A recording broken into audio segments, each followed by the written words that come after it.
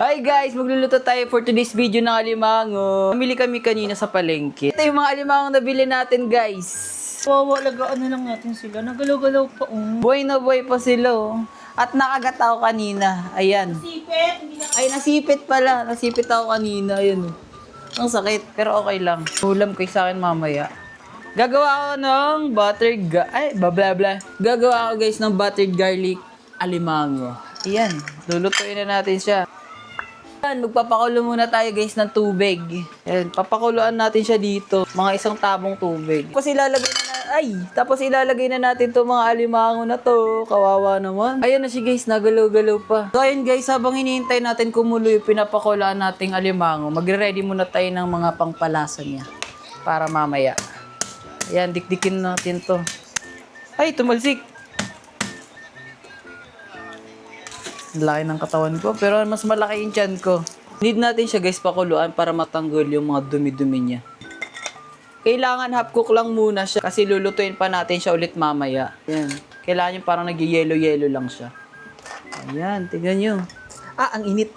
Nahango ko na siya guys. Tanggalan muna natin siya ng tali bago natin biyak-biyakin. Pero mas maganda siguro kung buo na lang siya lulutuin, no? Hindi ba kausap ko? Ayan, luto na. Ito, ang laki na ito. Ayan, no? Ang laki niya. Sarap to, malaman. Tapos, hugasan ko ulit ito mamaya, guys, kasi medyo madumi siya. Linisin natin siya ng maigi bago natin lutuin. Kailangan dapat pag nagluluto, malinis palagi. Hawa naman to. Ang dami niyang natanggal na Ubus na yung paa niya. Ay, yung galamay niya, wala na. Medyo mahirap tanggalin yung mga tali. Medyo may dumi-dumi pa siya, kaya kailangan talaga linisin to ng mabuti. Linis ko na siya guys. Medyo matrabaho siya.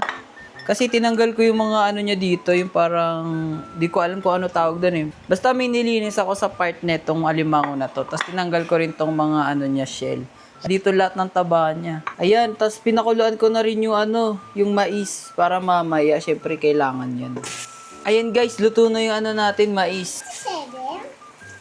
Kompleto na, ready nang lutuin. Painit na natin yung yung kawali, lalagay na natin tong butter. Nasunog na nga yung kawali. Tunawin lang natin to guys yung butter. Sunog na yung butter, lalagay na natin tong bawang. Haluin lang muna natin.